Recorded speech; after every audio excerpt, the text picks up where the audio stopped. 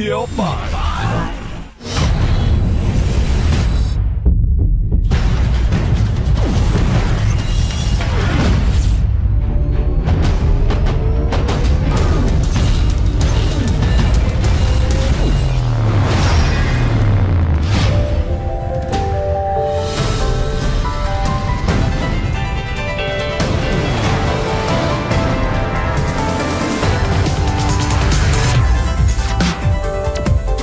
Welcome to IPL 5 Daybreak.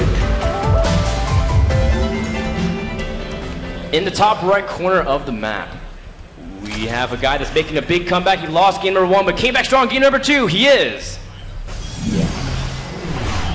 Azubu viOLet.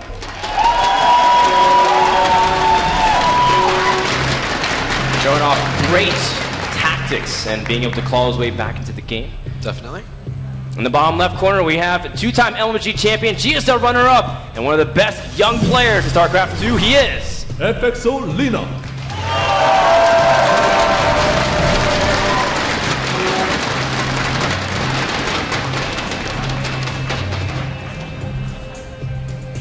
Now, Daybreak is such a it's actually an old map, man. It's been around for a year, since 2011.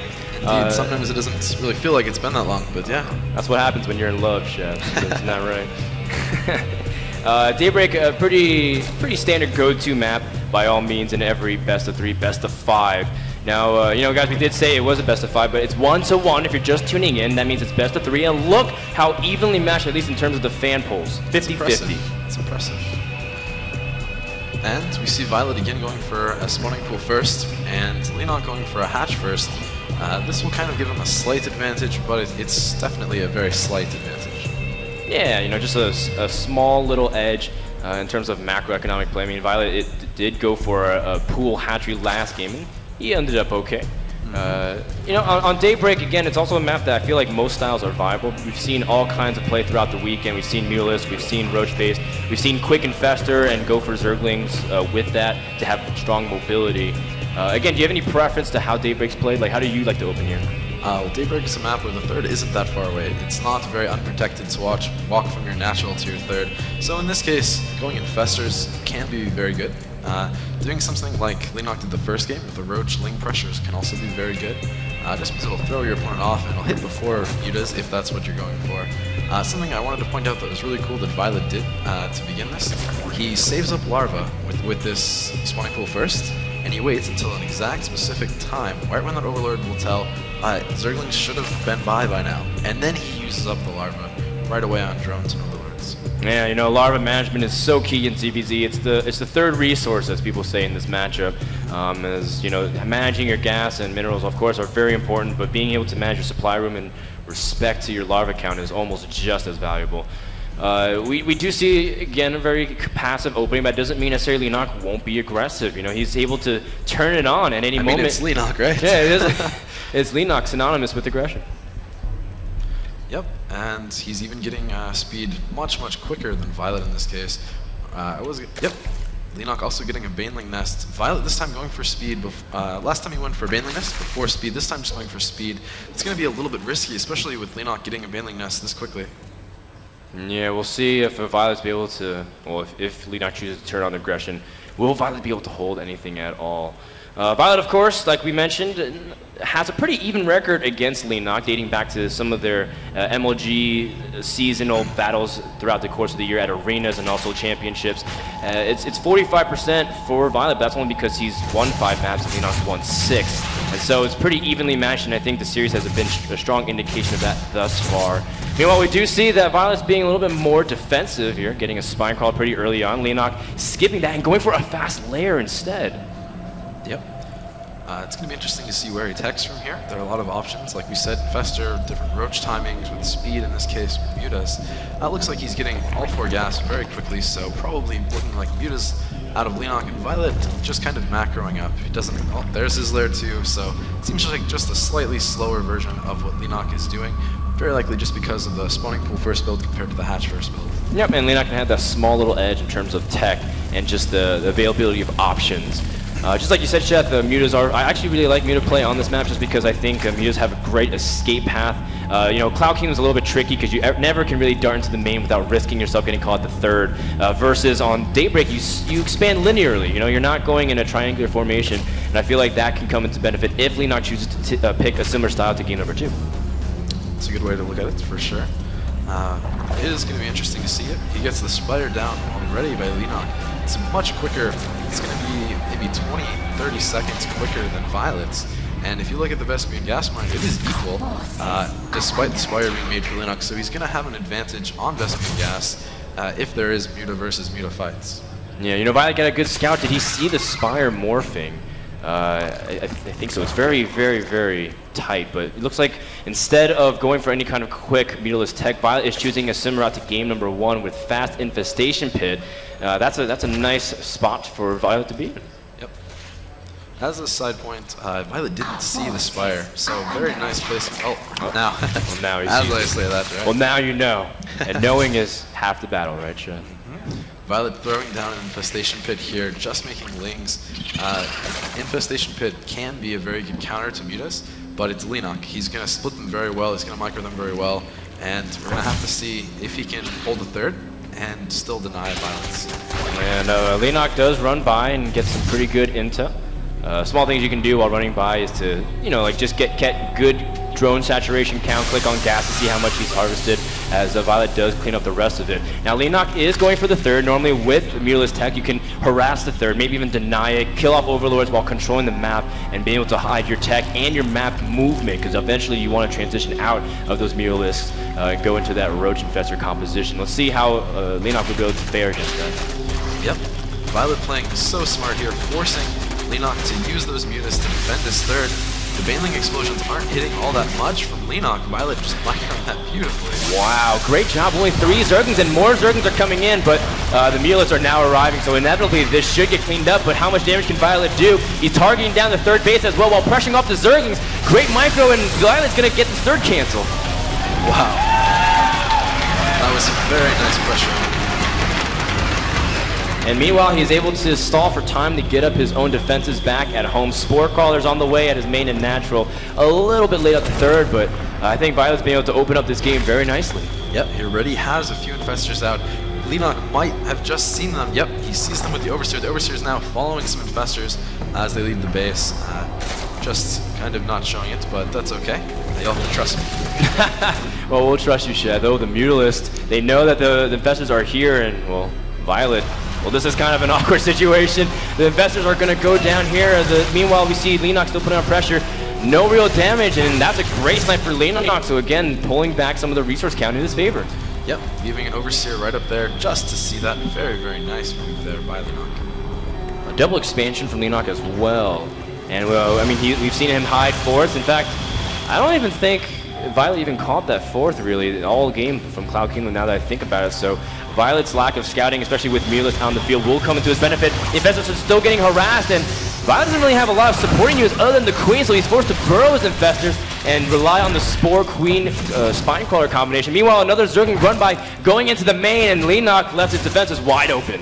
Yep. Leenock's going to lose the Queen at the natural. Yep, he's going to lose the Queen in the main. This is just what he needs to be doing. He's even making those Infestors use their fungal growths, not when they want to at all. This is, wow, these two Zerglings are doing still an amount of damage there. They're still able to kill off some drones, and wow, even viOLet burrows them. That's a really nice way to increase their utility throughout the duration of the game.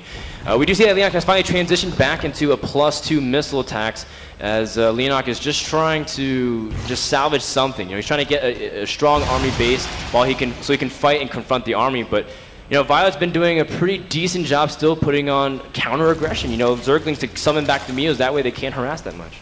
Yep, viOLet is ahead 7-4 on the Infestor count, which is very, very important. But Leenock is ahead on supply, also ahead on drones, 58-47. So viOLet is kind of trading off this drone amount to try and be building up infested energy.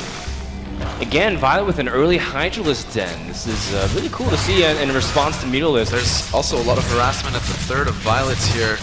Roach is doing very well, and again, these Lings just running around everywhere. The third still slightly under attack. Yep, did manage to clean that up, but I believe he got a few drone kills there from viOLet. And, well, that's gonna, I mean, just small little post here and there, but nothing really too serious. Leenock droning like a madman. He's up to 60 compared to viOLet's mid-40s drone count. But, of course, we all know what viOLet's up to. He's in the middle of tech switching. He could prepare like a giant attack with Roach Hydra like we saw last game with Infestor support. Because, you know, you're trying to catch that awkward moment when, you know, their opponent is not really prepared with that Roach-based army, especially since Leenock went for a 4th hatchery, which is pretty greedy. Yeah, but Leenock is going to have that extra Vespian gas from that 4th base, and making 9 drones at this point. That's like almost daring viOLet to attack. And if viOLet attacks, you can probably abuse the fact that there are only, well, actually, 8 roaches for Leenock and only 13 for viOLet. So pretty safe, actually. viOLet also using some cool old school tactics of contaminating hatcheries.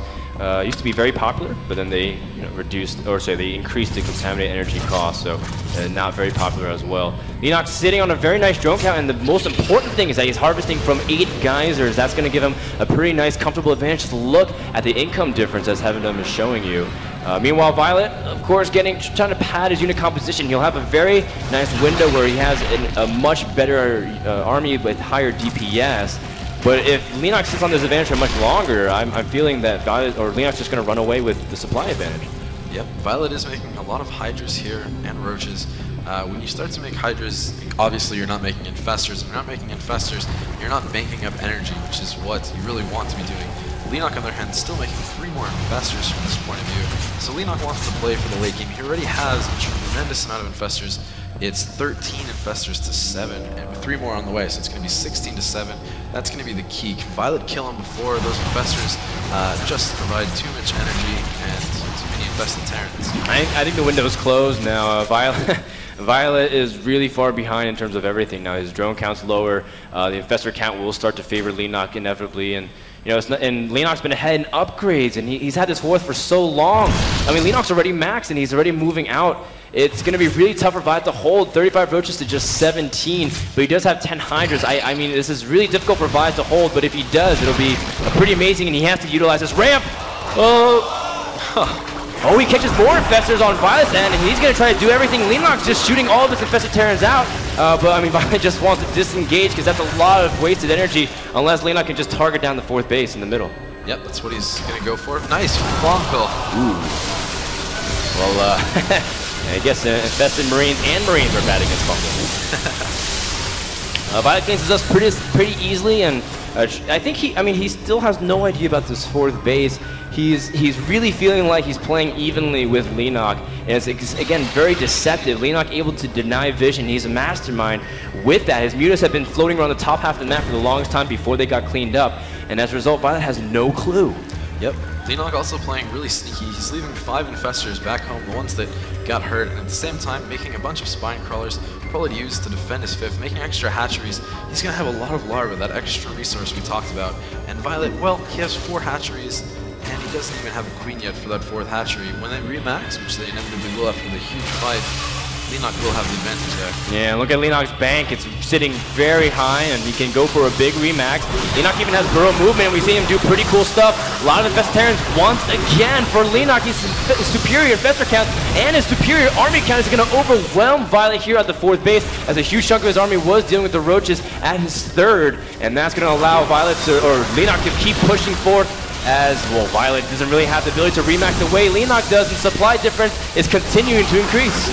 Yep, very nice fungals from viOLet, but I don't know if he can hold you. Those Infested Terran, their DPS is so high. It's going to be very tough. Well, he got his own Infested Terran, but those Roaches with Burrow and Tunneling Claws just popping right back up. And Leenock is making, he made 19 Hydras in response to his army. He's going to continue to float some more DPS back into his composition and pressure. Leenock is sitting in a very nice spot where he can get 5 bases, continue to just press his advantage, and not allow viOLet to ever comfortably get 4 bases up. Yeah, Leenock just keeping the pressure on. viOLet, I bet, thought that he could pressure there, but again, the larva difference and even the bank difference, Leenock's going for the kill here. Big fungal here from Leenock, as he just has so many Infestors. What can you really do in this situation? viOLet's trying to hold on, but the Hydras and Infested Terran combination with the missile attacks are doing a great job. Now, viOLet does break through the initial front, but he's going to also clean up everything here with the fungal from Leenock. And Leenock's supply, army supply is just too big. Look at the difference, almost double in favor of our Bruiser. Yep, taking that 4th base early really paid off for Leenock. It's letting him kind of just outproduce, right? It's 70 drones to 50. That's going to be just going to carry him into victory here. All right, well, viOLet can't hold on any longer. GG. And the game is slipping from viOLet until the point of no return. Leenock takes game number 3 and jumps up to the 2-1 lead. Very well done by Leenock. Again, that 4th base. 4th base has just been, I guess, the bane of a lot of Zergs here in DBZ. People haven't been scouting it. He has to be very cautious. I feel like viOLet still doesn't even know about it, though. Yeah, the mutas of Leenock just provided so much map control, picked off so many overseers, and of course when viOLet moved out with a few infestors, those mutas picked them off as well. So really just Leenock preventing scouting, just let him win that game. Yeah, I mean, that's a great beginning to, actually, like a plan from the mid to the late game, and Leenock was able to ride that advantage. It is a risk that he takes because he does invest a lot into it, but overall, we see it pay off really nice dividends. Now, guys, this is the best of 5. The winner of this goes on to the grand finals, where you're guaranteed $20,000, and of course, first place is $40,000 with a $100,000 prize pool overall. That's absolutely insane, Chet. That is pretty cool. We were holding the checks earlier and feeling like, man, what's it like to hold $60,000 in the palm of our hand? And then we realized we're holding big checks which aren't actually real. So we're like, oh, we're actually holding a couple $100s in our hand. Still pretty good, though. It was pretty fun. Guys, this is the best of 5. The loser will fall to play Polt. Polt did beat Bomber earlier, if you guys caught the 10 a.m. match. That was casted by Kibbles and Robin, which, again, a big congratulations to Robin, the winner of the IPL caster search. You can give a round of applause for him. It's a very nice thing for him to be able to work here at IPL. I asked you at the kind of the beginning, but now that you've worked a full event, this is like your first, I guess, big event as a caster. You know, being on the other side, how do you really feel, you know, commentary as opposed to performing here on the event? All right, well, it's a very difficult question. Both sides are just completely different. Being a caster, you get to relax a little bit more. You're never gonna like completely lose. You're never gonna be you can be disappointed in yourself, but it's for different things. You're not gonna be disappointed at your bad play. It'll be at bad commentating, bad analysis. So it's, you know, one or the other. But for me, commentating is much more relaxing. There's not as much stress or really a need to. I can't show a good game with casting, right? I can cast a good game, but I don't know. It's very nice for sure. Well, I think you're doing a great job. Crowd, do you think Chet's doing a great job too? Thanks, crowd. Guys, this is IPL 5. It's one of the last events of the